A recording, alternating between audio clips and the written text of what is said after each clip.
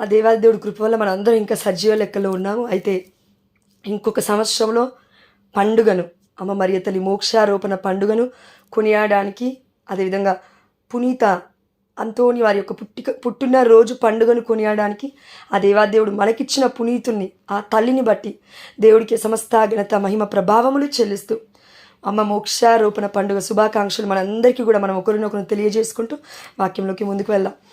అయితే ఒక చిన్న పాట పరిశుద్ధాత్మ దేవుడు చూపించినాడు అమ్మ గురించి. సుగుణాల రాశి సౌందర్యమాత శ్రీయేసుని జనని మా మేరీ మాత. సుగుణాల రాశి సౌందర్యమాత శ్రీయేసుని జనని మా మేరీ మాత.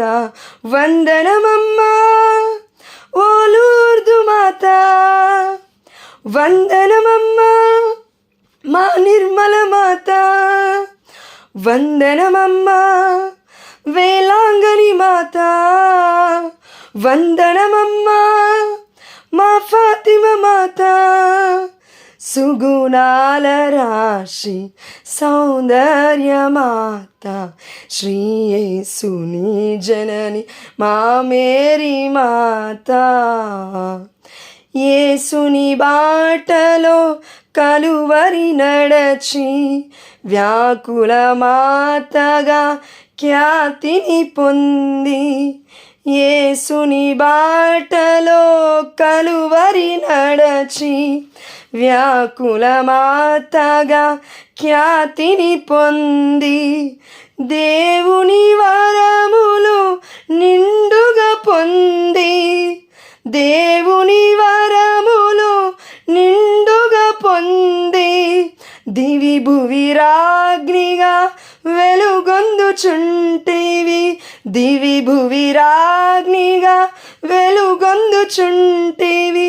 అవును తల్లి, వందనమమ్మ మా మేరీ మాత, వందనమమ్మ మా లూర్దు మాత, వందనమమ్మ మా వెలాంగిని మాత, వందనమమ్మ మా ఫాతిమా మాత, వందనమమ్మ థియోటోకోస్ దేవుని తల్లి. ఈ రోజును బట్టి ఆ దేవాతి దేవుడికి మహిమ చెల్లిస్తూ ఆ రక్షకుని ఈ ప్రపంచానికి పరిచయం చేసిన అతి పరిశుద్ధమైన స్థలము నుండి దేవుడి మహిమ కృప చొప్పున దేవుడి యొక్క చిత్త ప్రకారం ఈ లోకానికి వచ్చిన ఆ తల్లి అమ్మ మానవరాలు అయినప్పటికీ ఆ దేవాతి దేవుణ్ణి ముగ్ధుని చేసుకొని, తల్లి ప్రియురాలిగా పరిశుద్ధాత్మ దేవుణ్ణి ముగ్ధుని చేసుకొని, తండ్రి యెహోవాకి ముద్దు బిడ్డగా, యేసుప్రభువారికి గొప్ప తల్లిగా ఈ ప్రపంచంలోనే గొప్ప ఖ్యాతిని తెచ్చుకున్నావు తల్లి. తరతరముల వారు నిన్ను ధన్యురాలని ఇప్పటికీ పిలుస్తున్నారమ్మా. అమ్మ ఈరోజు అది సాక్ష్యము తల్లి. ఆ దేవాతి దేవుణ్ణి మహిమపరుస్తున్నాము, ఘనపరుస్తూ ఉన్నాము. నీకు ఇచ్చిన గొప్ప ఆ యొక్క మహిమను బట్టి నన్ను మహిమపరచువారని నేను మహిమపరుస్తాను, నన్ను ఘనపరచువారని నేను ఘనపరుస్తానని ఆ దేవాతి దేవుడు చెప్పిన మాట అది కొట్టివేయబడలేదు. ఇది జరిగింది నీ పట్ల తల్లి. అదేవిధంగా మా పట్ల కూడా జరిగే ఒక నిరీక్షణ భాగ్యాన్ని నువ్వు పరలోకానికి ఆత్మ శరీరములతో ఆ దేవాతి దేవుడు నిన్ను తీసుకువెళ్ళి ఉన్నాడు తన శక్తి ద్వారా. అదేవిధంగా మేము నిరీక్షిస్తున్నామమ్మా. అమ్మ నీ బిడ్డల వల్ల మేము నిరీక్షిస్తున్నాం. మాకు కూడా నిరీక్షణ ఉంది. మేము కూడా ఒక సమయంలో, మేము కూడా ఒక రోజు ఇలా పరలోక రాజ్యానికి మేము వస్తూ ఉన్నాము, రాబోతూ ఉన్నాము. అందుని బట్టి ఆ దేవాతి దేవుడికి సమస్త ఘనత మహిమ ప్రభావములు చెల్లిస్తూ నిరీక్షణ పరీక్ష ఉంటుంది, నిరీక్షణలో పరీక్ష ఉంటుంది, నిరీక్షణలో పరీక్షింపబడతాము. కానీ పడిపోకుండా ఉండడమే పరిశుద్ధాత్మ దేవుడు మనలో ఉండటం అని అర్థం. కాబట్టి ఆ దేవాతి దేవుడు మనకు చెప్తున్నాడు, నిరీక్షణ అంటే నాకు నిరీక్షణ ఉందని చెప్పుకోవడం కాదండి. పరీక్ష సమయంలో కూడా నా దేవుడు ఉన్నాడని పట్టుకోవడం. ఆ దేవాది దేవుడు మనందరి నుంచి ఈరోజు ఇదే కోరుకుంటాడు. అయితే పొద్దున మాస్కి వెళ్ళినప్పుడు ఫ్లాగ్ చేశారు, ఫ్లాగ్ హోస్టింగ్ చేస్తారు కదా, జెండాని ఎగిరేస్తారు కదా, మనం ఇండియన్స్ కాబట్టి. సో ఎగిరేసినప్పుడు అందరూ జనగణమన పాట పాడుతున్నారు. నాకు చాలా రోజులైంది నిజం చెప్తున్నాను, పాట మర్చిపోయినట్లుగా అనిపిస్తుంది. నాకు కొన్ని వర్డ్స్ రావట్లేవు ఈవెన్ మధ్యలో, ఎందుకంటే 1 yearకి ఒకసారి పాడతాం కదా, రోజు పాడాం కదా. సో అలాంటి సమయంలో అలా చూస్తూ ఉండిపోయాను, జెండాని చూస్తూ ఉండిపోయినప్పుడు నా చూపు అంతా పరిశుద్ధాత్మ దేవుడు ఎటు తీసుకెళ్ళాడంటే మధ్యలో ఉన్న చక్రం వైపు తీసుకెళ్ళాడు. మధ్యలో ఒక చక్రం ఉంది కదా, ఆ చక్రం ఏ కలర్లో ఉంది? బ్లూ కలర్లో ఉంది. అమ్మ మ్యాంటిల్ ఏ కలర్లో ఉంటుంది? అమ్మ మరి తల్లి వస్త్రము మన చరిత్ర చెప్తుంది బ్లూ కలర్లో ఉంటుంది, నేవీ బ్లూ కలర్లో ఉంటుంది. అండ్ అదేవిధంగా పాత నిబంధనలు చరిత్ర చూస్తే అక్కడ దివ్య మందసాన్ని మోషే నాయకత్వంలో, లేదంటే మన న్యాయాధిపతుల ఇక్కడ ప్రవక్తల గ్రంథాలైనా అమ్మ మరియ తల్లి యొక్క ఆ యొక్క దివ్య మందసాన్ని నేవీ బ్లూ వస్త్రముతో కప్పేవారంట వాళ్ళు బయటికి తీసుకెళ్తున్నప్పుడు, గుడారం నుంచి బయటికి తీసుకొస్తున్నప్పుడు, మోసుకు వెళ్తున్నప్పుడు, ఇలా ప్రతి సమయంలో నేవీ బ్లూ కలర్ని మందసం మీద వేసేవారంట. ఇది నిజం, true. You can search in Google. అయితే చరిత్ర మన కనతలేని కథోలిక శ్రీ సభ కూడా ఇదే చెప్తుంది. అందుకే మనం గూగుల్లో ఒక్కసారి మరియ తల్లి ఫొటోస్ అని చెక్ చేయగానే మొత్తం బ్లూ కలర్లోనే ఎక్కువగా వస్తాయి. నేవీ బ్లూ అయినా, లైట్ బ్లూ అయినా, డార్క్ బ్లూ అయినా, what ever the blue maybe. So ఇప్పుడు అది పక్క పెడదాం. అది పక్క పెట్టి అయితే మరి ఫ్లాగ్ చూడగానే ఏం తెలుస్తుంది? అసలు ఫ్లాగ్ ద్వారా, ఆ యొక్క జెండా ద్వారా దేవుడు నాతో ఏం మాట్లాడాడో నేను చెప్తాను. ఒక 20 నిమిషాల ముందు నేను అది చూశానండి. చెప్తాను. The Indian flag also known as the Tiranga. Tiranga అంటే ట్రీ కలర్, అంటే 3 కలర్స్ అని అర్థము తెలుగులో. అంటే 3 కలర్స్ అని ఉంది. 3 కలర్స్ అనగానే నేను అనుకున్నాను, ఏంటి హోలీ ట్రినిటీ గాడ్ గురించి చెప్తున్నారా అని. మీరు అనకండి, ఏంది చూసిన అటు ఇటు పోయి మన కథోలిక శిశువుకి అంటగడుతున్నావు ఏంటి అని తీసుకొచ్చి అనకండి. ఒక వాక్యం చదువుతాను ఇంతకంటే ముందుగా. అపోస్తుల కార్యంలో 1వ అధ్యాయము 6వ వచనం నుంచి 7వ వచనం. ఇక్కడ యేసు పరలోకమునకు కొనిపోతున్న సమయంలో చూడండి అపోస్తులు ఏమంటున్నారో. అపోస్తలులు యేసుతో ఉన్నప్పుడు, ప్రభు ఇప్పుడు మీరు ఇజ్రాయేలునకు, అంటే ఇక్కడున్న ఈ దేశం, ఈ యొక్క ప్రపంచంలో అప్పుడున్న ఇజ్రాయేల్ ప్రజలకు రాజ్యమును పునరుద్ధరించదరా. అది యెరూషలేము అప్పుడు, అవునా? ఎస్, వాళ్ళు ఉన్నది అక్కడే. రాజ్యమును పునరుద్ధరించదరా అంటే ఎంతోమంది రాజులు ఏలారు ఈ యొక్క దేశాన్ని, లేదంటే ఆ యొక్క ప్రదేశాన్ని, యెరూషలేముని, యూదాని. మరి ఇప్పుడు మీరు పునరుద్ధరిస్తారా, మార్పులు చేస్తారా, రాజుగా నిలబడతారా అని అడుగుతున్నప్పుడు యేసు ప్రభువు ఏమంటున్నారు చూడండి. యేసు వారితో కాలములను సమయములను నా తండ్రి తన అధికారమున ఉంచుకొని ఉన్నాడు. చూడండి, అపోస్తులు అడిగిన ప్రశ్నకి యేసయ్య చెప్తున్న ఆన్సర్కి సమాధానానికి అసలు పొంతనుందా? ఒకసారి ఆలోచించండి డీప్గా. నువ్వు రాజ్యమును పునరుద్ధరిస్తావా అయ్యా అని యేసయ్యను నువ్వు నేను అడిగాము. యేసయ్య అంటున్నాడు, కాలములు సమయములు నా తండ్రి చేతిలో ఉన్నాయి అని చెప్తున్నాడు. రాజునవుతావా లేదా చెప్పాలి, లేదంటే రాజ్యాన్ని పునరుద్ధరణ లేస్తానా లేదా చెప్పాలి. ఇదంతా ఏంది? డీప్ మీనింగ్ ఉంది అందులో. అదేంటంటే, నేను ఈ లోకానికి వచ్చింది కేవలం మీకు నేర్పించుకోవడానికి, ఎలా బ్రతకాలని. దైవ కుమారుణ్ణే, దేవుడి మహిమనే ఈ లోకానికి వచ్చాను మరియ తల్లి గర్భం ద్వారా. అయితే మీరు ఒక విషయం మర్చిపోతున్నారు. నేను ఇంతకుముందుకు మీకు చాలాసార్లు చెప్పాను సువార్తలలో, నేను శ్రమల పాలు పొందాలి. అవునా? ఎస్, అదంతా అయిపోయింది. ఎక్కడ వస్తుంది ఇప్పుడు? యేసు పరలోకానికి కొనుక్కోబడుతున్నారు. యేసు పరలోక రాజ్యానికి వెళ్తుంటే ఇప్పుడు అడుగుతున్నారు ప్రశ్నలు. ఎవరు? శిష్యులు, అపోస్తలులు వింటూనే ఉన్నారు. 500 మంది విన్నారు, దేవుడి సాక్ష్యాన్ని విన్నారు. అపోస్తలు 12 మంది పక్కనే తిరిగారు, యేసయ్య పక్కనే. అన్నీ చూశారు, అన్నీ అయిపోయింది. మళ్ళీ వచ్చి అడుగుతున్నారు, నువ్వు మాకు రాజ్యాన్ని పునరుద్ధరిస్తావా ఈ లోకంలో?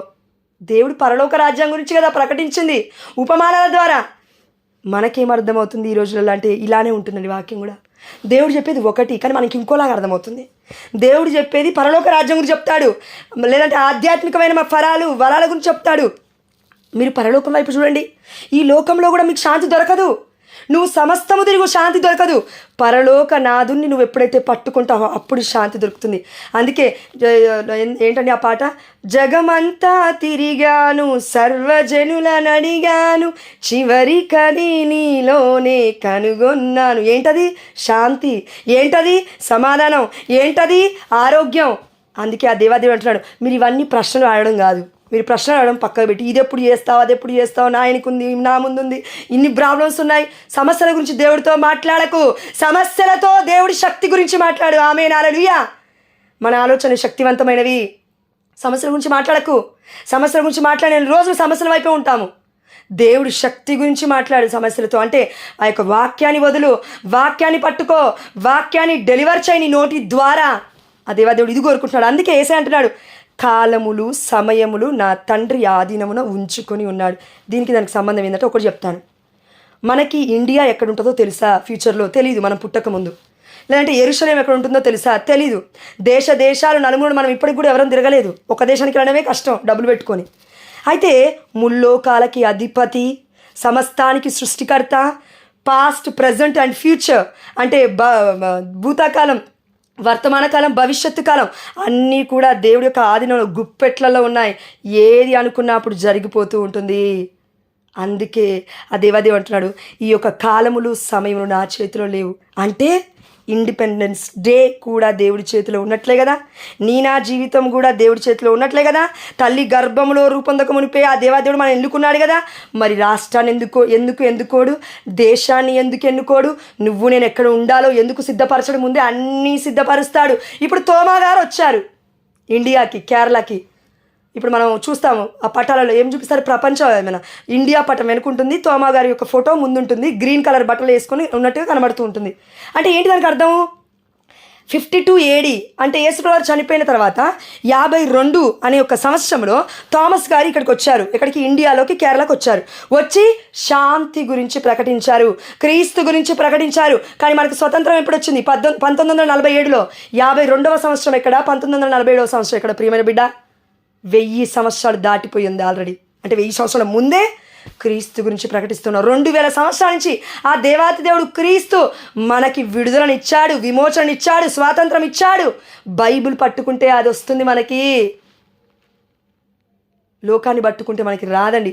అందుకే ఈ ఫ్లాగ్ ద్వారా ఆ దేవాదేవుడు నాతో ఏం మాట్లాడంటే, కాలములు అన్నీ నా ఆధీనంలో ఉన్నాయి. అయితే నేను మీతో చెప్తున్నాను. ఎందుకంటే అండి, పరిశుద్ధాత్మ దేవుడు అందరిలో ఉంటాడు. ఒక్కటే క్లియర్గా చెప్తున్నాను, పరిశుద్ధాత్మ దేవుడు అందరిలో ఉంటాడు, నీలో ఉంటాడు, నాలో ఉంటాడు, అన్నిల్లో కూడా ఉంటాడు. ఎందుకు చెప్తున్నా అంటే వినండి కరెక్ట్గా. ఫర్ ఎగ్జాంపుల్, మొన్న ధోని గురించి ప్రార్థన చేయమని దేవుడు అన్నాడు. నేను అనుకున్నాను ఆయన గురించి నేనేంటి ప్రేయర్ చేయాలని అనుకున్నాను. ఒకవేళ అన్యుడే అనుకుందాం. అయితే ఇప్పుడు ఆ అన్యుడికి పరిశుద్ధాత్మ దేవుడు లేడా? ఓకే, జ్ఞానస్నానం అంటే లేదు. పరిశుద్ధాత్మ దేవాదేవుడు ఏమన్నాడు? నువ్వు పుట్టక ముందుపే నీ యొక్క తల్లి గర్భంలో నేను నిన్ను నియమించుకున్నాను, పవిత్రపరిచాను అన్నాడు. అది అందరి పట్ల నెరవేరింది. అయితే వాళ్ళకు ఒక ఆర్ట్, ఒక కళ ఉంది. ఏంటది? క్రికెట్ ఆడడం, లేదంటే రన్నింగ్ చేయడం, లేదంటే వాట్ ఎవర్ దే హ్యావ్, వాళ్ళకున్న టాలెంట్స్ ఏవైతే ఉన్నాయో దేవుడు అన్నాడు కదా, టాలెంట్స్ని యూజ్ చేయాలి. నీకు 5 లక్షలు ఇచ్చానా, 3 లక్షలు ఇచ్చానా, 2 లక్షలు ఇచ్చానా? ఇదిగో యజమానుడు తిరిగి వచ్చి మళ్ళీ అడుగుతున్నాడు, ఆ 5 లక్షలు ఏం చేసావన్నాడు? 10 లక్షలు చేశానయ్యా. 2 లక్షలు ఏం చేశావన్నావు? 4 లక్షలు చేశానయ్యా. 1 లక్ష ఏం చేశాను? నువ్వేమో ఒకటి అంటావని నేను వెళ్ళి భూమిలో పాతి పెట్టాను అన్నాడు ఉపమానంలో. ఇలా ఉండొద్దు, మనం టాలెంట్స్ యూజ్ చేసుకోకుండా ఉండొద్దు.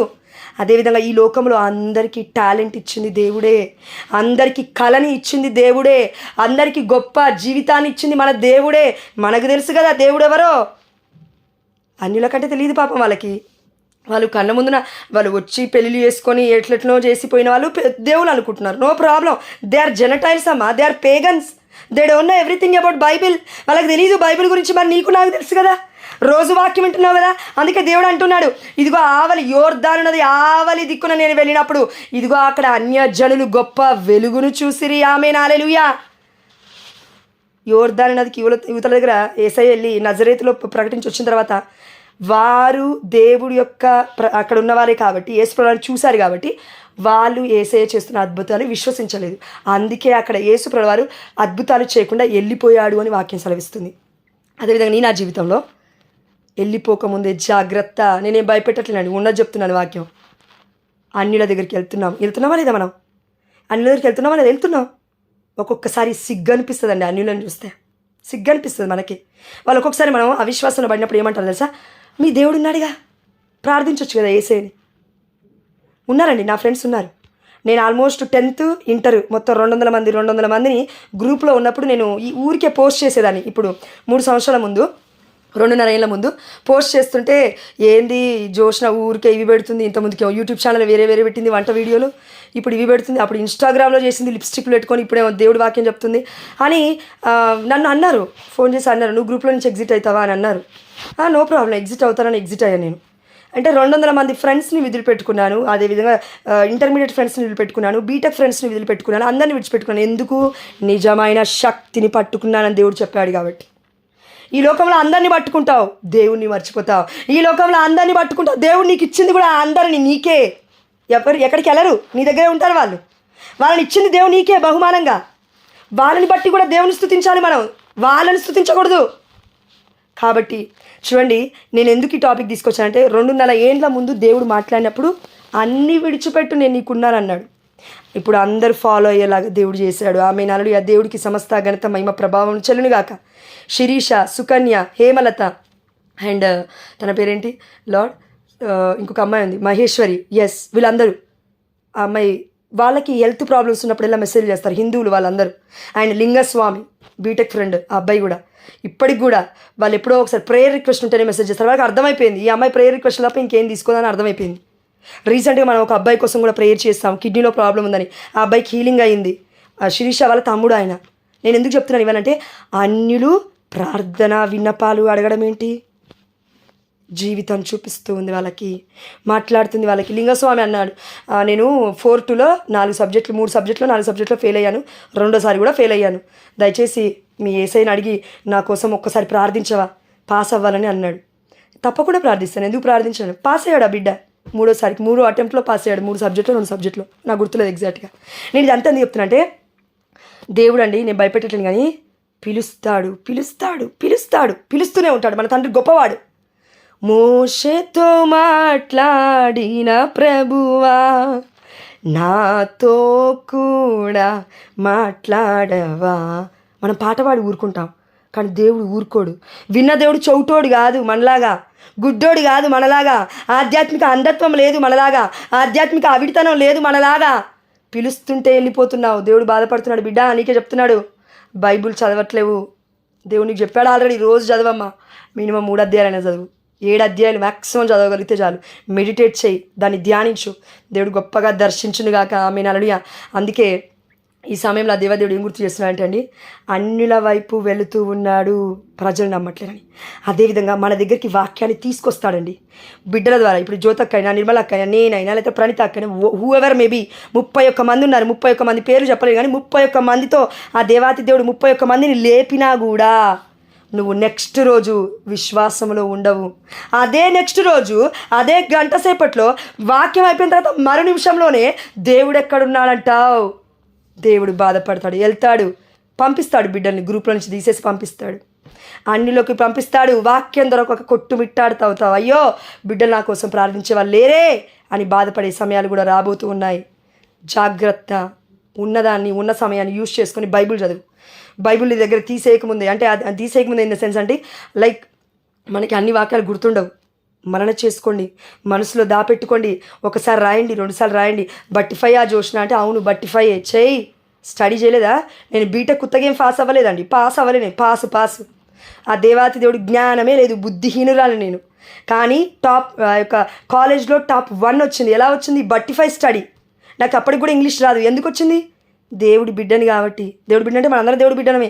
మా అమ్మ ప్రార్థన చేసేది కాబట్టి, మా అమ్మ జపమాల పట్టుకునేది కాబట్టి, మా అమ్మ ఆ యొక్క పూల మూటలు మోస్తూ బస్సులలో జపమాల పట్టుకొని ప్రార్థించేది మా అమ్మ.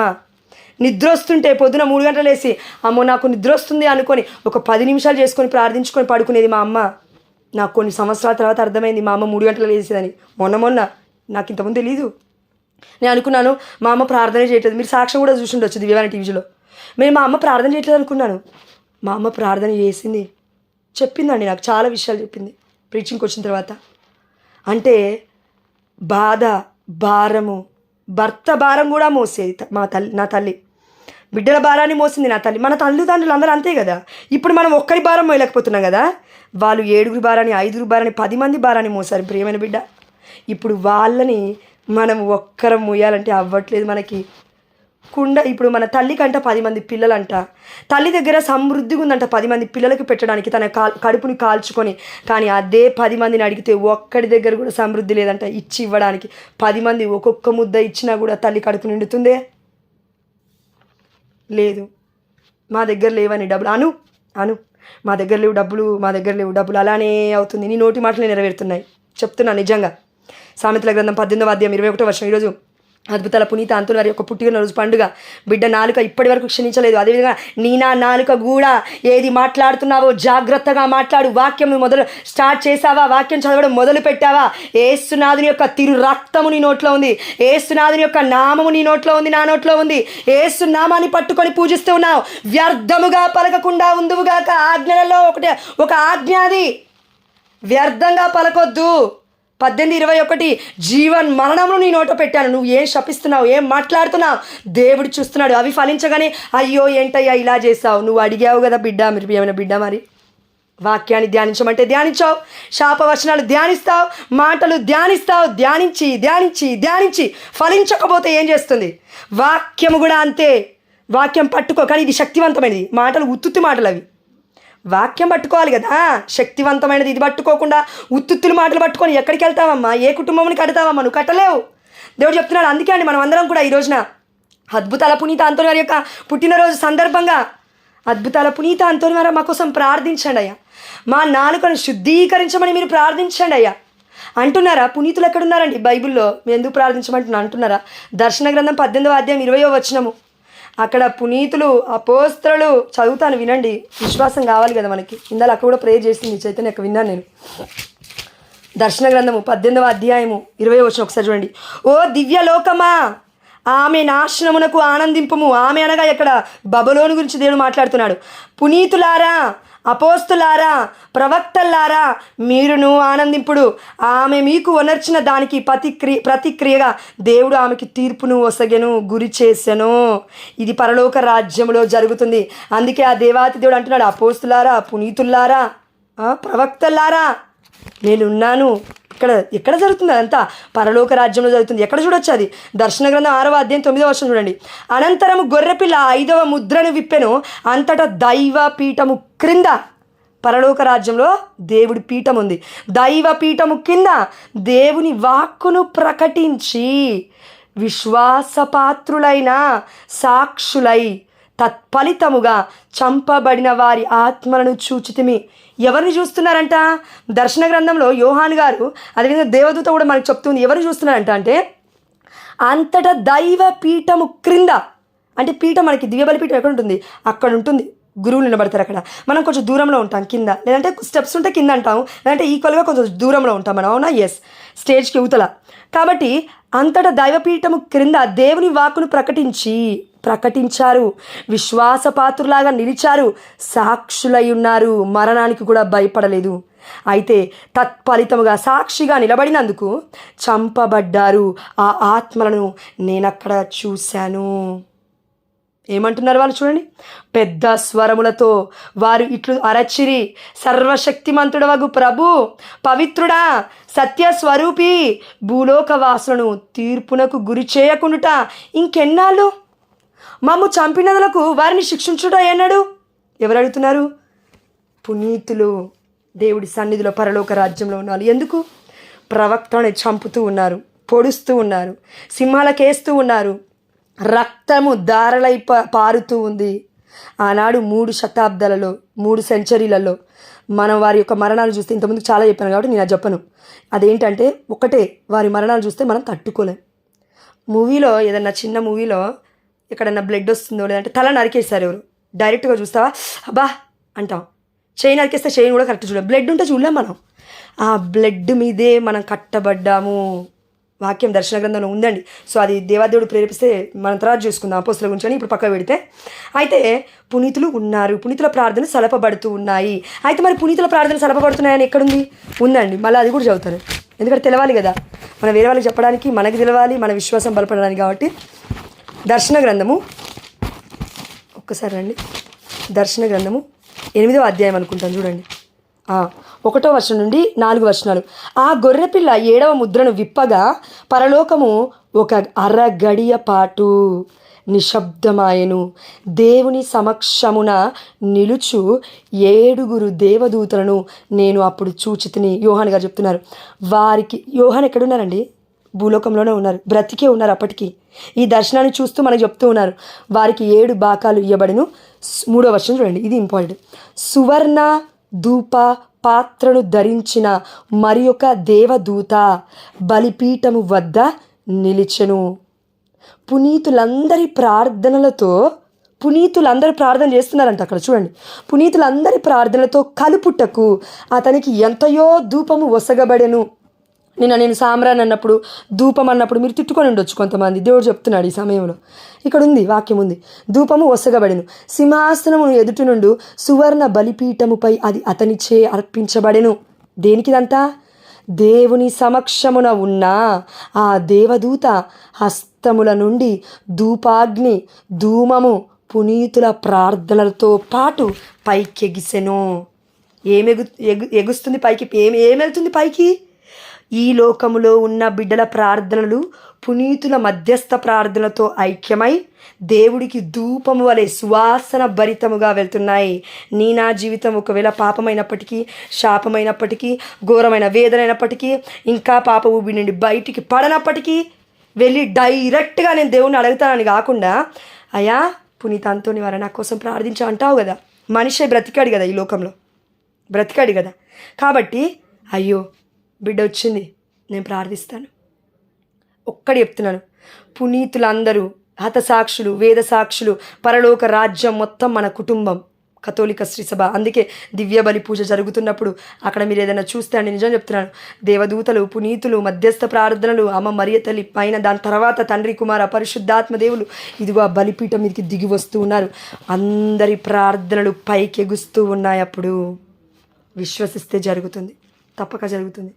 కానీ విశ్వసించట్లేం మనం.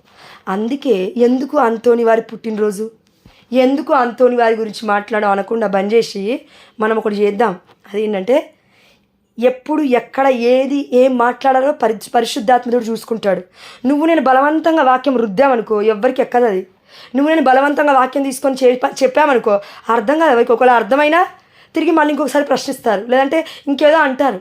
కాబట్టి పరిశుద్ధాత్మ దేవుడి ప్రేరణ ద్వారానే బైబిల్లో ఉన్న ప్రకారం మనం మాట్లాడదాం. ఎంతో కొంత జ్ఞానం దేవుడు ఇచ్చాడు కాబట్టి పునీతుల గురించి అయిపోయింది ఇప్పటివరకు. అవునా? ఎస్, పక్క విడ. ఇప్పుడు దాని తర్వాత ఎస్ లార్డ్. సో ఇండియన్ ఫ్లాగ్లో ఏమేమి ఉన్నాయి ఇదే కదా మనం నేర్చుకుంది. ఎస్ చదివాను కదా ఇందాకలా. ఇండియన్ ఫ్లాగ్లో 3 కలర్లు ఉన్నాయి. ఒకటి ఆరెంజ్, దాని తర్వాత వైట్, దాని తర్వాత గ్రీన్, మధ్యలో ఒక చక్రం ఉంది. అయితే ఇది అన్నిలు ఏమంటారంటే అశోక చక్రం అంటారంట. So leave it that. అది నేను విడిచిపెడుతున్నాను. ఎందుకంటే ఇప్పుడు 100 సంవత్సరాలు 200 సంవత్సరాల గురించి నేను మాట్లాడట్లేదు. 2000 సంవత్సరాల ముందు ఉన్న మన కథోలిక శ్రీ సభ గురించి నేను మాట్లాడుతున్నాను. కాబట్టి ఆ చక్రము నేవీ బ్లూ కలర్లో ఉంది. ఆ చక్రము 24 స్పోక్స్తో ఉంది. 24 స్పోక్స్ అనగా అర్థం ఏంటంటే, ఆనాడు మన అమ్మమ్మలు, నానమ్మలు, తాతమ్మలు ఎట్లా ఉండేవారంటే బండ్ల మీద, ఎడ్ల బండ్ల మీద వెళ్ళేవారు. అవునా? ఎడ్ల బండ్లకి ఆ యొక్క చక్రాలు ఉంటాయి. ఆ చక్రాలకు ఎలా ఉంటాయంటే, అది తీస్తే ఆ యొక్క ఒక్కొక్కటి ఆ కర్ర తీస్తే అటు ఇటు షార్ప్గా ఉంటుంది. అది దాన్ని తొడుగుతారు ఇలా. నేను విన్నాను, మా అమ్మ చెప్పినప్పుడు నేను విన్నాను, మా నాన్నను మా అమ్మమ్మ చెప్తుంటే విన్నాను నేను. అయితే అంటే షార్ప్గా ఉంది. అదేవిధంగా వాక్యం అనేది ఏంటి, 2 అంచుల ఖడ్గము కంటే పదునైనది. 2 అంచుల ఖడ్గము వలే పదునైనది కాదు, 2 అంచుల ఖడ్గము కంటే పదునైనది. ఈ 24 అంటే నాకు ప్రేరణ ఏమొచ్చిందంటే అండి, 24 పెద్దలు మోకరించి ప్రార్థిస్తూ ఉన్నారు. ఎక్కడ? దర్శన గ్రంథం ఒకసారి చూడండి. దీనికి రిలేషన్ ఏముందో ఇక్కడ మీకు అర్థమవుతుంది. పరిశుద్ధాత్మ చెప్తాడు, నేను చెప్తాను. ఈ యొక్క 3 కలర్లకి అర్థం ఏంటంటే 3 సమానంగా ఉంటాయి. ఇప్పుడు జెండా చూసాము మనం. జెండా ఎలా ఉంటుంది? మన ఆరెంజ్ కలర్ కొంచెము, వైట్ కలర్ కొంచెం బట్ట, మళ్ళీ దాని తర్వాత గ్రీన్ కలర్ కొంచెం బట్ట ఉంటుందా? అలా కాదుగా, 3 ఈక్వల్గా ఉంటాయి. ఈక్వాలిటీ సేమ్ ఉంటాయి. అదేవిధంగా డివినిటీ అంటే దైవత్వమైన మన యేసయ్య, మన తండ్రి, మన పరిశుద్ధాత్మదేవుడు ముగ్గురు ఒకే విధంగా ఉంటారు. Nature 3 are same in 1. అదేవిధంగా మధ్యలో ఎవరున్నారు? ఆ యొక్క చక్రం ఉంది, దివ్య మందసం ఉంది, అమ్మ మరియ తల్లి ఉంది. ఎందుకు ఇలా చెప్పానంటే 2 విషయాలు చెప్తానండి. దర్శన గ్రంథం 12వ అధ్యాయం 1వ వచనంలో మనం ఏం చూస్తామంటే, సూర్యుడే ఆమె వస్త్రములు. సూర్యుడు ఏ కలర్లో ఉంటాడు? మ్యాక్సిమం ఆరెంజ్కి కొంచెం దగ్గర కలర్లో ఉంటాడు. అదేవిధంగా చంద్రుడే ఆమె పాదముల క్రింద ఉండెను. చంద్రుడు ఏ కలర్లో ఉంటాడు? వైట్ కలర్లో ఉంటాడు. మనం నైట్ చూస్తే ఒక్కొక్కసారి కూడా రెడ్గా కూడా మారుతుంటాడు ఒక్కొక్కసారి. అంటే నేను ఏం చెప్తున్నా అంటే కొన్ని సింబల్స్, ఆ యొక్క నొటేషన్స్ కనబడుతున్నాయండి. ఇంకా కంప్లీట్గా అయితే మరియ తల్లి యొక్క ఆ యొక్క వస్త్రం కనబడింది నాకు. అందుకే నేను ఇది చెప్పడానికి ఆశపడ్డాను. అయితే ఇది ఎక్కడ ఉందంటే ఒకసారి మనం చూద్దాం. ఒకసారి దర్శన గ్రంథము 4వ అధ్యాయము 8వ వచనం చూడండి. సర్వశక్తిమంతుడును దేవుడును అయిన ప్రభువు పవిత్రుడు పవిత్రుడు పవిత్రుడు. 3 పవిత్రతలు ఎందుకు కనబడుతున్నాయి ఇక్కడ అంటే తండ్రి, కుమార, పరిశుద్ధాత్మ. యెషయా గ్రంథం 6వ అధ్యాయంలో కూడా మనం చూసాం. ఆయనయే త్రికాల స్థితుడు. ఇక్కడ మనకి కలర్స్లలో ఏమన్నామని, తిరంగా అనగా 3 కలర్స్. అదేవిధంగా ఇక్కడ ఏముందంటే త్రికాల స్థితుడు, ముల్లోకాలకి అధిపతి, 3 నేచర్స్, 3 స్వభావాలు, కానీ ఒకే మనస్తత్వం, ఒకే దైవత్వం, ఒకే మహిమ, ఒకే తేజస్సు. అంటే యూనిటీగా ఉన్నారు. అమ్మ మరియ తల్లి గర్భం నుంచే కదా యేసుప్రభువు వారు వచ్చింది. తండ్రి, కుమార, పరిశుద్ధాత్మ దేవుడికి రూపం వచ్చింది. ఎక్కడి నుంచి? యేసుప్రభువు వారి దగ్గర రూపం ఉంది యేసయ్యకి. అందుకే కొలస్సీ 1:15 చెప్తుంది, క్రీస్తు అదృశ్యుడై ఉన్న ఆ దేవుని ప్రత్యక్ష రూపము. తండ్రి దేవుడికి రక్త మాంసములు లేవు, అది మనం చూసాము. పరిశుద్ధాత్మ దేవుని అలా ఎలా చెప్తామంటే యేసు ఆత్మ, క్రీస్తు ఆత్మ, పరిశుద్ధాత్మ, యావే ఆత్మ బైబిల్లో ఉంది. కాబట్టి ముగ్గురు ఒకటే అని చెప్తూ ఉన్నాము. 9వ వచనం, సింహాసనాసీనుడును నిత్యుడగు వ్యక్తికి వైభవ కీర్తి, కృతజ్ఞతా స్తోత్రములు. ఇది కరెక్ట్గా వినాలి, నెక్స్ట్ వర్షానికి మనకి యూజ్ అవుతుంది. వైభవ కీర్తి, కృతజ్ఞతా స్తోత్రములు ఆ 4 జీవులు పెక్కుమారులు అర్పించినవి. 4 జీవులు పెక్కుమారులు అర్పించినవి. మనకి ఒక ముద్ర ఉంది రాజ్యాంగంలో, లేదంటే మన పోలీస్ మన ఈ యొక్క క్యాప్స్ మీద మనం చూస్తాము. అదేంటి? 4 సింహాలు. గుర్తున్నాయా? ఎస్, 1 2 3 4. మన సాయి కుమార్ గారు ఎవరు అన్నారు, అప్పుడు చూసాను నేను, నాకు గుర్తుంది బాగా. ఆయన బాగా అనేవాళ్ళు సింహాలు సింహాలు సింహాలని. బైబిల్ చెప్తుంది ఇది ముందే, ఇప్పుడు కాదు, ఎప్పుడో చెప్పింది, 2000 సంవత్సరాల ముందు నుంచి చెప్తుంది. గర్జించు సింహం వలె సాతాను వస్తాడు, వాని మింగడానికి నా తండ్రి గర్జించు సింహం వలె కూడా వస్తాడు అని. ఆమేన్, హల్లెలూయా. ఇది యూదా గోత్రపు సింహము అని కూడా ఉంది. కాబట్టి 4 సింహాలు, 4 జీవులు పెక్కుమారులు అర్పించి, 4 సింహాలు ఇక్కడ లేదు, బట్ 4 జీవులు, దివ్య జీవులు అని ఉంది పేరు దీనికి. 10వ వచనం, అట్లే ఆ సింహాసనాసీనుణ్ణి చూడండి. సింహాసనం సింహాసనం సింహం సింహం సింహం అన్నిటికీ ఇదే ఉంది చూడండి. సింహాసనం ఎదుట ఆ 24 పెద్దలను సాష్టాంగపడిరి, ఆ శాశ్వతుణ్ణి ఆరాధించిరి, తమ కిరీటములను ఆ సింహాసనం ఎదుట ఉంచి ఇట్లు స్తుతించిరి. ప్రభు ప్రభు ప్రభు మహిమ ఘనత హల్లెలూయా అని పాడుతున్నారు. అయితే ఇక్కడ దానికి సంబంధం ఏందో ఒక్కసారి నేను చెప్తాను వినండి. ఇక్కడ 4 జీవులు పక్క పెట్టండి, 24 పెద్దలు. ఇక్కడ కూడా ఈ యొక్క దీంట్లో తిరంగా అనే యొక్క చక్రంలో అనిలు చెప్తున్నట్లుగా వాళ్ళు అశోక చక్రం అంటున్నారు, కానీ వాళ్ళు అదంతా పుట్టకముందే క్రీస్తున్నాడు, అదంతా పుట్టకముందే దేవుడి ప్రణాళిక ఉంది. కాబట్టి 24 స్పోక్స్ అనగా 24 పెద్దలు అని నాకు అనిపించిందండి, ఎందుకో తెలియదు. అదొక ఐడెంటిఫికేషను, అదొక notation, whatever it maybe. And దీనికి అర్థాలు ఇప్పుడు చూద్దాం.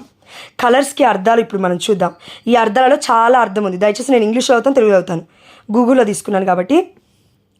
సఫ్రాన్ అంటే పైన ఉన్న ఆ యొక్క ఏమంటారు దాన్ని, orange colour. This colour also known as kesari signifies courage, sacrifice and renunciation. It is associated with the strength and the power.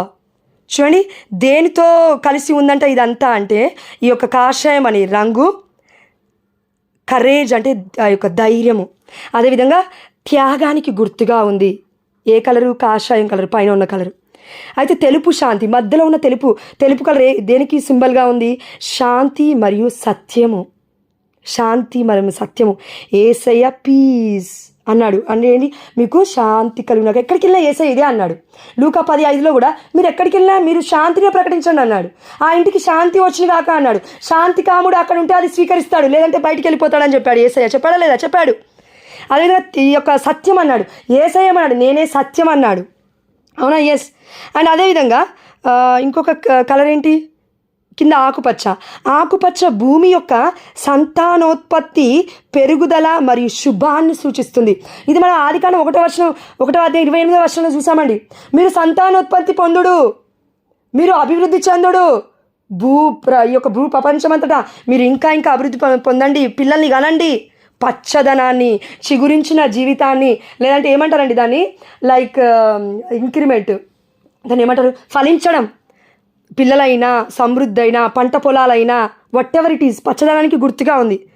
So ఇవన్నీ కూడా దేన్ని సూచిస్తున్నాయో చూడండి ఒకసారి. అశోక చక్రం ఇది ఇచ్చిపెట్టినా కూడా అశోక చక్రం అనేది గూగుల్ ఏం చెప్తుందంటే చట్ట చక్రంని సూచిస్తుంది. దిస్ ఈజ్ ద లా. భారత రాజ్యాంగాన్ని యొక్క లాని చూసి ఆ యొక్క అశోక చక్రం అనేది సూచిస్తుంది. బట్ మనకొక రాజ్యాంగం ఉంది, మనకొక రాజు ఉన్నాడు, మనకొకటి ఉంది. అదేంటి? యేసయ్య రాజు కదా. ఏం సూచిస్తున్నాడు? మోజెస్ లా. ఎవరైనా సరే కొత్త నిబంధనకు వస్తే మనకు అర్థమవుతుంది. మన మత్తయి సువార్త 7:21, 5:22 అండి అనుకుంటాను, అక్కడే అనుకుంటాను. ఏమంటున్నా అంటే నేను మోషే గ్రంథాన్ని, ధర్మశాస్త్ర గ్రంథాన్ని, ప్రవక్తల గ్రంథాన్ని అదేవిధంగా కొట్టివేయటకు రాలేదు, కానీ వాటిని సంపూర్ణమనర్చడానికి వచ్చాను. This is the law. Bible ఏం చెప్తుంది? ఇంగ్లీష్ బైబిల్ అంటే ఇట్స్ అ మోజెస్ లా అని ఉంటుంది, ప్రాఫిట్స్ బుక్స్ అని ఉంటుంది. అదేవిధంగా జీసస్ అంటే న్యూ టెస్టమెంట్ అంటే కొత్త నిబంధన గురించి చెప్తుంది. అంటే నేను ఏం చెప్పుకొస్తున్నా అంటే అక్కడ అశోక చక్రం అంటే చట్టాన్ని చూపిస్తుంది కదా. యేసయ్య మనకి చట్టం ఏమిచ్చాడు? Bible. This is the law. ఇది ధర్మశాస్త్ర గ్రంథము. ఎప్పుడు ఇచ్చాడు? 1947 సంవత్సరం స్వాతంత్రం వచ్చినప్పుడు కాదు. బిడ్డలందరూ రక్తాల మీద రాసి మనకి ఇచ్చారు, అందించారు. అందుకే మనం చదవాలి బైబిల్.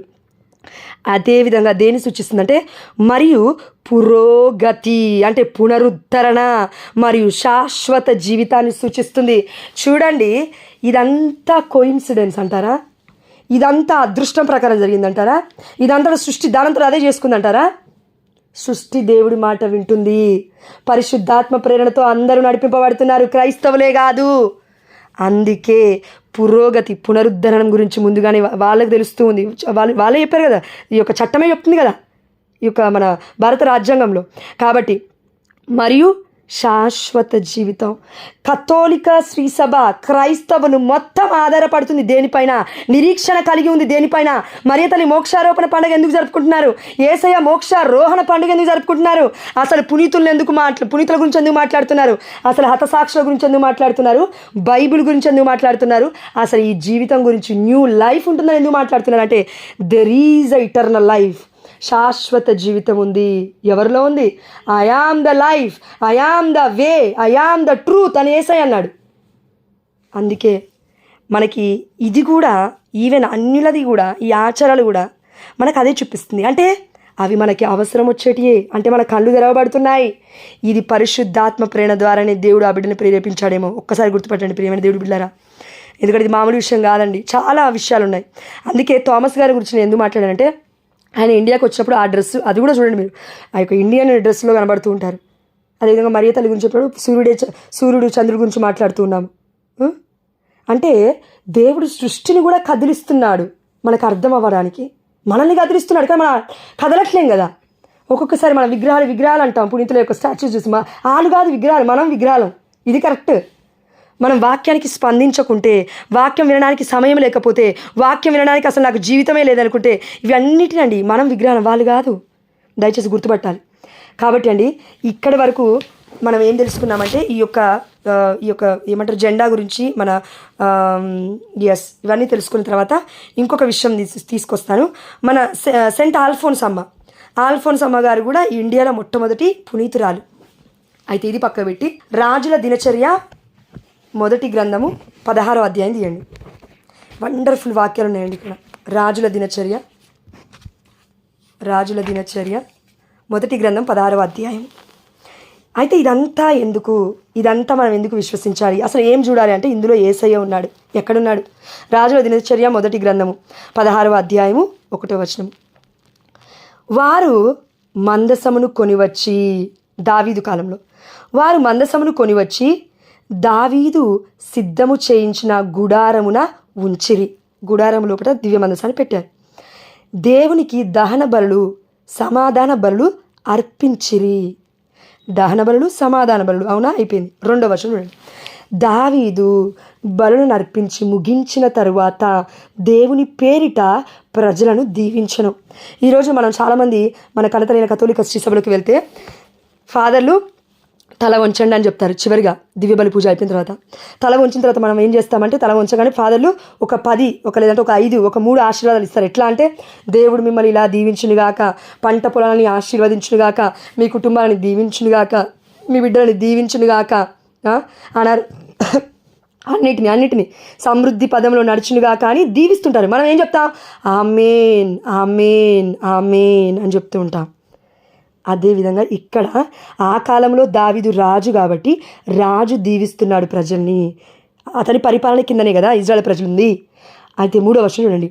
అటుపిమ్మట దీవించిన తర్వాత అటుపిమ్మట ఇజ్రాయేలు స్త్రీ పురుషులలో ఒక్కొక్కరికి ఒక రొట్టె ఎండిన ద్రాక్ష పండ్లు పంచి ఇచ్చెను. ఇది మెయిన్ అండి, మనం గుర్తుపెట్టుకోవాల్సింది.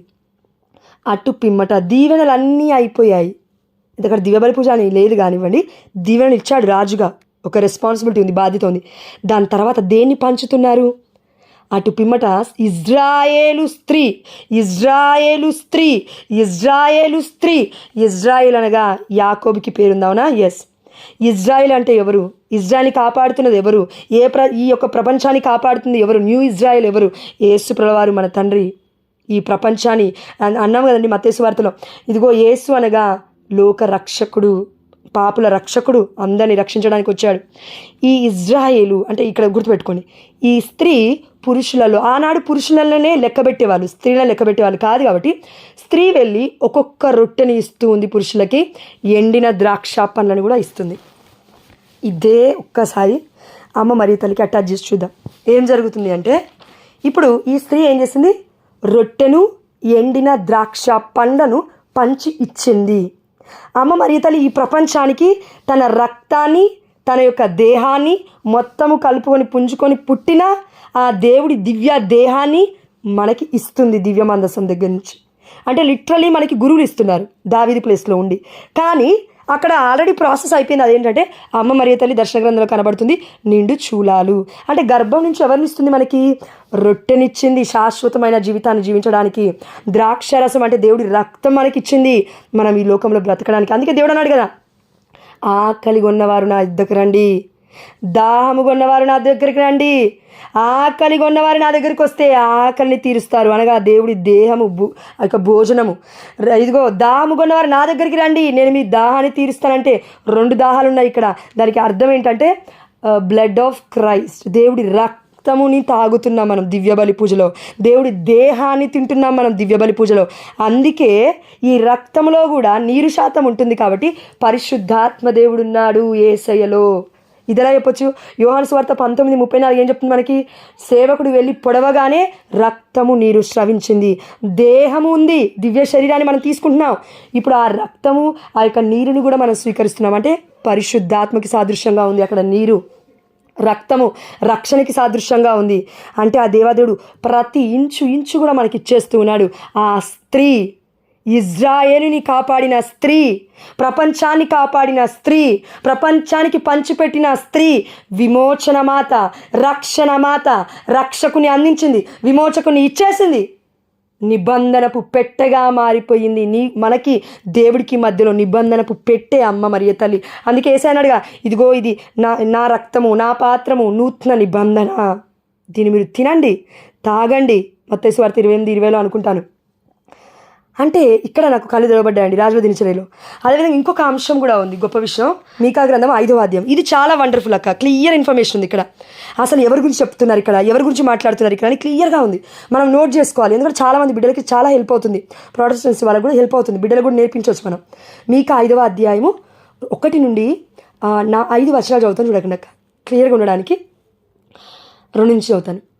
ప్రభువు ఇట్లా అనుచున్నాడు, బెత్లెహేము ఎఫ్రాతా, బెత్లెహేము ఎఫ్రాతా. బెత్లెహేము అనగా ఎఫ్రాతానే, ఎఫ్రాతా అనగా బెత్లెహేమే. పాత నిబంధనలో ఎక్కువగా ఎఫ్రాతా అని ఉంటుందండి. అదే కొత్త నిబంధనలో కూడా ఒక దగ్గర ఎఫ్రాతా ఉంది, బెత్లెహేమ్ అని కూడా ఉంది. అంటే ఈ రెండింటికి అర్థం ఏంటంటే హౌస్ ఆఫ్ బ్రెడ్, రొట్టె ఇల్లు. దీన్ని హిబ్రూ భాషలో ఉంచారు. ఆ యొక్క హౌస్ ఆఫ్ బ్రెడ్ అనేది హిబ్రూ భాషలో మనం ట్రాన్స్లేట్ చేసుకుంటే తెలుగులో రొట్టె ఇల్లు, హౌస్ ఆఫ్ బ్రెడ్ అనగా. అంటే బెత్లెహేమ్కి ఎఫ్రాతాకి అర్థము హౌస్ ఆఫ్ బ్రెడ్, రొట్టె ఇల్లు. రొట్టెకి ఇల్లు ఎవరు? రొట్టె ఎక్కడి నుంచి వచ్చింది? అమ్మ మరియ తల్లి గర్భం నుంచి వచ్చింది. రక్తం ఎక్కడి నుంచి వచ్చింది? అమ్మ మరియ తల్లి గర్భం నుంచి వచ్చింది.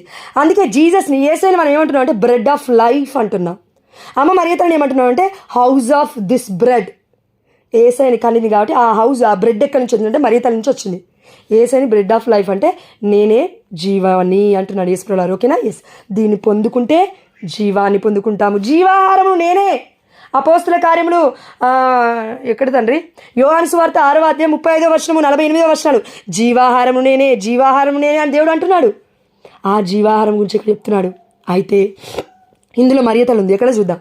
ప్రభువు ఇట్లా అనుచున్నాడు, Bethlehem Ephrathah, house of bread, house of bread, రొట్టెకి ఇల్లుగా మారిన ఓ ఎఫ్రాతా అనగా మరియ తల్లి, నీవు యూదా నగరములలో మిక్కిలి చిన్నదానవు. అమ్మ మరియ తల్లి చిన్నదే. అదేవిధంగా వాక్యం ప్రకారం చూసుకుంటే చిన్నపిల్లలనే దేవుడు ఎక్కువ ఇష్టపడతాడు. అంటే హృదయ శుద్ధి కలవద్దని కదా. ఎస్, నువ్వు యూదా నగరంలో మిక్కిలి చిన్నదానవు, కానీ ఇజ్రాయేలు పాలకుడు. చూడండి అక్కడ యాకోబు గురించి విన్నాం, స్త్రీ ఇజ్రాయేలుకి పంచిస్తుంది రొట్టెని, ద్రాక్షల్ని. అదే ఇక్కడ చూడండి, ఇజ్రాయేలు పాలకుడు నీ నుండియే ఉద్భవించును అనగా పుట్టును. పుట్టును, ఉద్భవించినగా పుట్టును. ఇజ్రాయేలు పాలకుడు, ఇజ్రాయేలు, న్యూ ఇజ్రాయేలు, అన్యులని అందరినీ అండి. ఇక్కడంటే పాత నిబంధన కాబట్టి ఇజ్రాయేల్ ఉంది, కొత్త నిబంధన అన్యులకు కూడా దేవుడే వెళ్ళి ప్రకటించమన్నాడు కదా. అందుకే ఇజ్రాయేలు పాలకుడు నీ నుండి ఉద్భవిస్తాడు, అతని వంశము పురాతన కాలమునకు చెందినది. ఏంటండి పురాతన కాలం చెందిన వాడింది యేసయ్య అంటే? అవును, దావీదు యొక్క గోపురం అమ్మ మరియతలు అంట. అవునా? యేసుప్రభువారు ఎక్కడి నుంచి వస్తారు? దావీదు వంశం నుంచి. దావీదు కుమారా యేసయ్య నన్ను కరుణించయ్యా అనలేదా బిడ్డలు? అన్నారు. అదేవిధంగా ఇంకొకటి ఎక్కడ మన పాత నిబంధనలో ఒక మాట చెప్తాను. పాత నిబంధనలో యాకోబు గారు ఉన్నారు. యాకోబు గారికి కుమారుడు ఎవరు? రాహేలు యొక్క కుమారుడు యోసేపు. యోసేపు బెన్యామీన్లో ఒక కుమారుడు యోసేపు అని ఉంటుంది. అవునా? కొత్త నిబంధనకు వచ్చిన తర్వాత మన జోజప్ప గారు ఉన్నారు కదా, యోసేపు గారు, తన తండ్రి పేరు కూడా యాకోబే. అంటే ఇక్కడ పురాతన కాలం చెందినంటే అబ్రహాం కంటే ముందున్నాడు యేసయ్య. అవునా? ఎస్, నేను అబ్రహాం కంటే ముందున్నాను. బప్తిస్మ యోహాన్ గారు అంటున్నారు, నాకన్నా ముందున్నాడు, నా తర్వాత వచ్చేవాడు నాకంటే అధికుడు, నేను పుట్టక ముందే ఉన్నాడు. అవునా? ఎస్. అందుకే పురాతన కాలం చెందినవాడు మన యేసయ్య. 3వ వచనము, శిశువును కనబోవు మహిళ కుమారుని కను వరకును ప్రభువు తన ప్రజను శత్రుల ఆధీనమున ఉంచును. శత్రువు అనగా ఇక్కడ అంధకారము, లేదంటే బానిసత్వము, లేదంటే పాపభారము, ఇవన్నీ కూడా ఉన్నాయి. అందుకే ఇక్కడ కను వరకును ప్రభువు తన ప్రజలను శత్రుల ఆధీనంలో ఉంచినంటే శత్రు బంధకాలలో మనం ఉన్నామండి. అంటే దేవుడి రక్షణ లేదు, రక్త ప్రోక్షణ లేదు, పాప విమోచన ఇంకా అప్పటికి మనం అవ్వలేదు. అందుకే ఆ తల్లి శిశువుని కనబోవు వరకు, మహిళని ఇక్కడ క్లియర్గా ఉంది, స్త్రీ, మహిళ అనగా ఇంగ్లీష్ బైబిల్లో అంటే ఉమెన్ అని ఉంటుంది, ఎక్కడైనా కూడా ఉమెన్ అని ఉంటుంది. కుమారుని కను వరకు కూడా, కన్న తర్వాత మనకి రక్షణ వచ్చింది. అందుకే ఆమె మరియతను ఏమంటాం తెలుసా? యేసయ్య తన గర్భంలో ఉన్నాడు కాబట్టి, రక్షకుని కనింది కాబట్టి రక్షణ మాత. పాప విమోచన మనకి ఆ కుమారుడి ద్వారా వచ్చింది కాబట్టి, ఆ తల్లి మార్గమై ఉంది కాబట్టి, మన ఈ లోకానికి ఆ లోకానికి, పరలోక రాజ్యానికి భూలోకానికి ఆ దేవాది దేవుని పరిచయం చేసింది కాబట్టి, ఆ తల్లి గర్భం ద్వారా దేవుడు వచ్చాడు కాబట్టి మనం ఆ తల్లిని విమోచన మాత అని, రక్షణ మాత అని ఇంకా ఉన్నాయండి. దాన్ని ఏమంటారు మనం? ఇప్పుడు దేవుడు ఎన్నో వ్యాకులాలు పడ్డాడు, బాధలు పడ్డాడు, వ్యాకుల మాత అని. సారోస్, ఎన్నో బాధలు, మదర్ ఆఫ్ 7 సారోస్ అని, ఇలా ఎన్నో పేర్లు ఉన్నాయి అమ్మకి. అందుకే దేవుడు తన యొక్క గాయముల ద్వారా, తన యొక్క రక్తం ద్వారా మనకి స్వస్థత ఇస్తున్నాడు, ఆరోగ్యం ఇస్తున్నాడు. యెషయా 53:5 ప్రకారం మరి అతని ఆరోగ్య మాత అంటున్నాం మనం. అందుకే ఎలిజబెత్ మన ఇంటికి వెళ్ళినప్పుడు శిశువు గంతులేస్తున్నాడు, ఆరోగ్యంగా ఉన్నాడు. అప్పటివరకు ఎలా ఉన్నాడు మనకు తెలియదు, బట్ పరిశుద్ధాత్మతో నింపబడ్డాడు. అందుకే ఇక్కడ కూడా అదే చెప్తున్నాడు. 4వ వచనం, అతడు ప్రభువు బలముతో, ప్రభువునైన దేవుని ప్రభావముతో తన మందలను పాలించును. ఇదిగో చిన్న మంద, ఇదిగో గొర్రె పిల్లలారా, ఇదిగో మన అంటాడు కదండి, మన బైబిల్లో కొత్త నిబంధన ఉంది, చిన్న మంద భయపడవలదు, నేను నీకు తోడై ఉన్నాను. మందలను పాలిస్తాడు. లోకములోని నరులెల్లరూ అతని ప్రాభవమును అంగీకరించు అంటే మహిమను అంగీకరిస్తారు కనుక వారు క్షేమముగా జీవింతురు. మనం అంగీకరిస్తే దేవుడి ప్రభావాన్ని, మనం అంగీకరిస్తే దేవుడి మహిమను, మనము క్షేమముగా ఉంటాము. అతడు శాంతిని కొనివచ్చును. ఆమేన్, హల్లెలూయా. శాంతి స్థాపకుడు ఎవరండి? సమాధానకర్త ఎవరండి? మన యేసయ్య. అందుకే ఈ యేసయ్యని పట్టుకోవాలి మనం. అందుకే మరియ తల్లి గురించి ఇంత స్పష్టంగా ఉందండి. దావీదు వంశము నుండి వచ్చినారు. సంఖ్యాకాండం 13వ అధ్యాయంలో అక్కడ ఏం జరుగుతుందో ఓవరాల్గా చెప్తాను. కనాను దేశానికి వేగు నడుపుట. మోషే నాయకత్వంలో 12 మందిని ఎన్నుకొని, మనము వెళ్తున్న ఆ యొక్క పాలు తేనెలు పారు ప్రదేశము కనానికి 12 మందిని ఎన్నుకొని పంపించి ఇప్పుడు నువ్వేం చేస్తావంటే, ఇప్పుడు వాళ్ళు ఎక్కడ ఉన్నారంటే మోవాబు మైదానం దగ్గర ఎక్కడ ఉన్నారండి, ఆగిపోయారు. కనానికి వెళ్ళాలి కదా. సో అక్కడ ఉన్నప్పుడు వాళ్ళు ఏం ఆలోచిస్తున్నారంటే, వామో కనాను ఎలా ఉంటుందో ఏమో. ఎంత పిచ్చివాళ్ళు కదండి నిజంగా మనలాగానే. ఎందుకంటే ఆది కాండం నుంచి దేవుడు చెప్తున్నాడు, పాలు తేనెలు పారు ప్రదేశము, నేను మిమ్మల్ని అక్కడ చేరుస్తానంటే నమ్మట్లేరే వాళ్ళు. అయితే ఈ 12 మందిని ఎన్నుకున్న మోషే ఏం చేస్తున్నాడంటే పంపిస్తున్నాడు. అయితే మోషే ఏమన్నాడంటే, అక్కడ ఏమేమి ఉన్నాయో అవి పట్టుకురండి అని చెప్పాడు. అక్కడ ఎంత సమృద్ధి ఉందో మాకు చెప్పండి అని చెప్పాడు. ఆ 12 మందిలో కొంతమంది ఏం పట్టుకొచ్చారో చూద్దాం. ఓవరాల్గా చెప్తాను నేను. 13వ అధ్యాయం, సంఖ్యాకాండము 13వ అధ్యాయం 23వ వచనం. అంతటా వేగుల వాండ్రు ఎష్కోలు లోయ చేరుకొనిరి. అక్కడ పెద్ద గుత్తికల ద్రాక్ష కొమ్మను ఒక దానిని తెగ నరికిరి. ఆ గుత్తిని చూడండి, ఇది ఇంపార్టెంట్. ఏంటిది? ద్రాక్ష కొమ్మ, ద్రాక్ష పండ్లు, ద్రాక్ష రసము. దివ్యబలి పూజలో అదే కదా దేవుడి రక్తంగా మారుతుంది. అవునా? ఎస్. ఆ గుత్తిని ఇద్దరు మనుషులు కర్ర మీద మోసుకొని దానిమ్మ పండ్ల అంజూరపు పండ్లను కూడా కోసుకొని పోయిరి. ఇది మనకు కావాలి, అంతే, ముగిస్తాను. ఇక్కడ ఏముందంటే వాక్యం క్లియర్గా చెప్తుంది. ఆ కర్ర మీద ఆ గుత్తిని, ద్రాక్ష పండ్ల గుత్తిని పెట్టుకొని వాళ్ళు మోసుకెళ్తూ ఉన్నారు. ఊహించుకోండి ఒకసారి, ఇది ఎట్లా ఉందంటే దివ్య మందసాన్ని ఆనాడు ఏ విధంగా అయితే మోసుకెళ్తున్నారో, ఇద్దరు వ్యక్తులు, నలుగురు వ్యక్తులు, ముగ్గురు వ్యక్తులు, అంటే నలుగురు వ్యక్తులు యాక్చువల్ దివ్య మందసాన్ని, అంతకన్నా ఎక్కువ వ్యక్తులు కూడా మోయొచ్చు. కానీ ఇక్కడ కర్రని ఇద్దరు మోస్తున్నారు, ఒక్కరు మోయలేరా? అంటే అంత సమృద్ధి ఉంది ద్రాక్ష కొమ్మలలో, అంటే ఆ గుత్తిలో అంత పెద్దగా ఉన్నాయండి ద్రాక్ష ఫలాలు. అంటే యేసయ్య ద్రాక్ష ఫలము, దేవుడి రక్తము. కర్ర మీద మోసుకొని, కర్ర అనగా సపోర్టింగ్, ఆ యొక్క దివ్య మందసానికి సూచనగా అమ్మ మోస్తూ ఉంది ఆ యొక్క గుత్తిని, ఆ యొక్క పండ్లని అమ్మ మోస్తూ ఉంది. అమ్మని వీళ్ళు మోస్తూ ఉన్నారు, దివ్య మందసాన్ని మోస్తూ ఉన్నారు. అందుకే ఇది నిగూఢ రహస్యం అండి, దేవాదేవుడు చెప్తున్నాడు మనందరికీ కూడా. అచ్చట ఇజ్రాయేలు ద్రాక్ష గుత్తిని కోసిరి కావున ఆ తావుకు ఎష్కోలు లోయ అని పేరు వచ్చెను. ఎష్కోలు లోయ అనగా అర్థం ఏంటంటే ద్రాక్ష గుత్తి. అసలు అవసరమా? ఇంత హిస్టరీ అవసరమా ద్రాక్ష పండ్లకి? అవసరం, మనకి చెప్తున్నాడు దేవుడు. అందుకే ప్రేమైన దేవుడు బిడ్డలారా, అమ్మ మరియ తల్లి మనకిచ్చింది ఏ ఫలం అనుకుంటున్నారు? చాలామంది బిడ్డలు అంటున్నారు కదా, వామ్మో మరియ తల్లికి 10 మంది ఉన్నారు పిల్లలు, 20 మంది ఉన్నారు, 30 మంది ఉన్నారు, ఇంకో 1,00,000 మందిని కూడా యాడ్ చేస్తారు. అలా యాడ్ చేయమంటే మరియ తల్లికి పిల్లలు ఉన్నారు, దాని తర్వాత సహోదరులను సంబోధించాడు యేసయ్య అంటున్నారు కదా. రాంగ్. ఎక్కడున్నది చూడండి, సంఖ్యాకాండం ఇదే 13వ అధ్యాయం 21వ వచనంలో. అది ద్రాక్షలు కాపునకు వచ్చి తొలి పండ్లను ఇచ్చు కాలము. ఎక్కడ? కనానికి బయలుదేరుతున్నారు కదా వాళ్ళు. ఆ కనాను అంట అప్పటికి ఆ కాలం, ఈ యొక్క వేగుల వాళ్ళు 12 మందిని మోషే పంపించాడు కదా, వాళ్ళు వెళ్ళి ఆ ప్రదేశము ఎలా పాలు తేనెలు పారుతుందా లేదా అని చూస్తున్నారు కదా. అయితే అక్కడ వాళ్ళు ద్రాక్షలు తీసుకొస్తున్నారు కదా, అవి ఎలాంటి కాపునకు వచ్చాయంటే, అంటే ఎలాంటి ఫలాలంటే తొలి పండ్లునిచ్చు కాలము, తొలి పండ్లునిచ్చు కాలము, తొలి పండ్లునిచ్చు కాలం. మరియ తల్లి మనకిచ్చింది ప్రథమ ఫలము, తన గర్భఫలము, ప్రథమ ఫలం. అది అదే చివరి ఫలము. ఆ తల్లి గర్భము నుండి ఇంకా రాలేదు ఏది కూడా. పరలోక రాజ్యము ఒక్కరే, యేసయ్యే మార్గము. ఆ తల్లి గర్భం నుంచి ఒక్కరే రావాలి, ఇద్దరు దేవుళ్ళు రారు, ముగ్గురు దేవుళ్ళు రారు, నలుగురు రారు, ఒక్కరే రావాలి. అందుకే ప్రథమ ఫలము, తొలి పండ్లు, పాలు తేనెలు పారు. ఈ యొక్క భూమి అనగా మనకు ఇంకోటి అర్థం కావాలండి, కీర్తన గ్రంథం చదువుంటే మీకు అర్థమవుతుంది. అదేంటంటే ఆ యొక్క మన్నా ఎలా ఉందంట, స్వీట్గా ఉందంట, తేనెలాగా రుచిగా ఉందంట. అదేవిధంగా మనకి దర్శన గ్రంథంలో ఇంకెక్కడ ఉంది కొత్త నిబంధనలో, యేసయ్య శరీరము, దేహము యొక్క రక్తము మనం తీసుకుంటున్నప్పుడు మనలోకి దేవుడి యొక్క దివ్యమైన దేహము ఒక రుచిగా ఉంటుందండి, రుచిగా ఉంటుంది. It's not like same before మనం కొనుక్కొని తింటే అలా ఉండదు ఆ యొక్క అప్పము. కానీ దివ్యబలి పూజ అయిపోయిన తర్వాత విశ్వాసంతో మనం తింటే అది తీయగా ఉంటుంది, మన నోటికి చాలా తీయగా ఉంటుంది. అందుకే ఆ దేవాదేవి అంటున్నాడు, పాలు తేనెలు పాలు జాలువారు భూమి అనగా యెరూషలేము, కనాను అనగా ప్రియమైన బిడ్డలారా యెరూషలేములోనే, బెత్లెహేములోనే, అక్కడి నుంచే మరియ తల్లి, అక్కడి నుంచే యేసుప్రభువారు, అక్కడే యేసయ్య పుట్టాడు. అందుకే రాజులు వెళ్ళి ఆనాడు పూజించింది, ఆరాధించింది ఎవరిని? మత్తయి సువార్త 2వ అధ్యాయం 11వ వచనం. అంటే వారు వెళ్ళి మరియ తల్లితో ఉన్న ఆ యొక్క శిశువుని చూసి సాష్టాంగపడి ఆరాధించిరి. దివ్య మందసముతో అమ్మ మరియ తల్లిలో యేసయ్య ఉన్నాడు. బయటకు వచ్చిన తర్వాత అమ్మ మరియ తల్లి దివ్య మందసమే, ఎందుకంటే దేవుడిచ్చాడు ఆ కృప మరియ తల్లికి. కాబట్టి ముగిస్తున్నాను. All glory to God.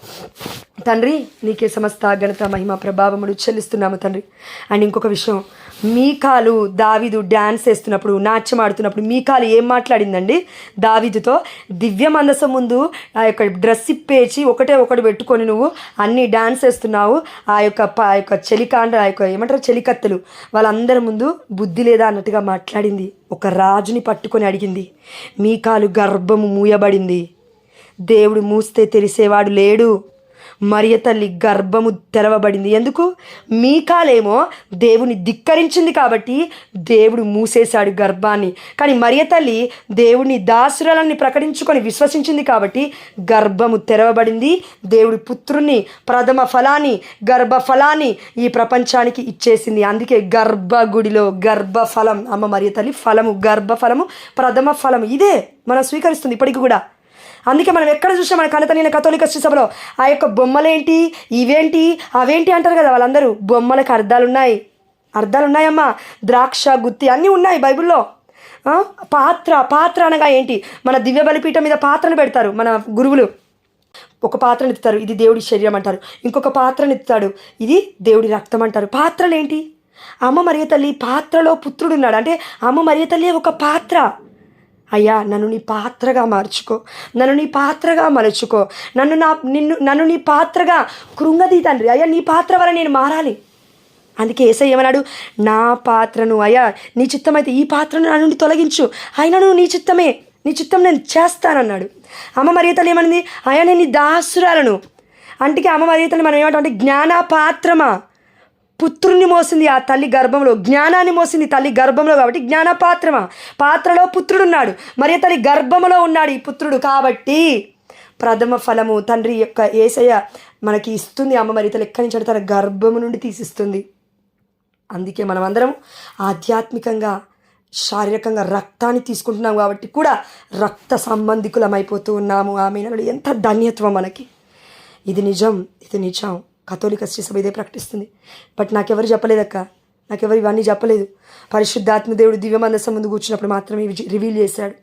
ఈరోజు వాక్యం అయ్యా ఏం చెప్పాలి, నీ చిత్తమా అని అడిగితే 2 సైన్ల ద్వారా 2 గుర్తుల ద్వారా దేవుడు మాట్లాడాడు. అయితే నేను ముగిస్తున్నాను. అయ్యా బిడ్డలు 25 మంది నా తండ్రి ఇప్పటి వరకు ఉన్నారు యేసయ్య, అందుని బట్టి నీకు స్తోత్రము నాయన. నీ యొక్క వాక్యం పట్ల ఆసక్తి కలిగి జీవిస్తున్న ఈ బిడ్డల కొరకే నీకు స్తోత్రమయ్యా. నువ్వు ఆపావు నా తండ్రి, నీకు స్తోత్రము నా తండ్రి. పరిశుద్ధాత్మదేవ మాలో ఫలించయ్యా, పరిశుద్ధాత్మదేవ మాలో ఫలించయ్యా. ద్రాక్ష గుత్తి వలె మాలో ఉండిపోయ్యా.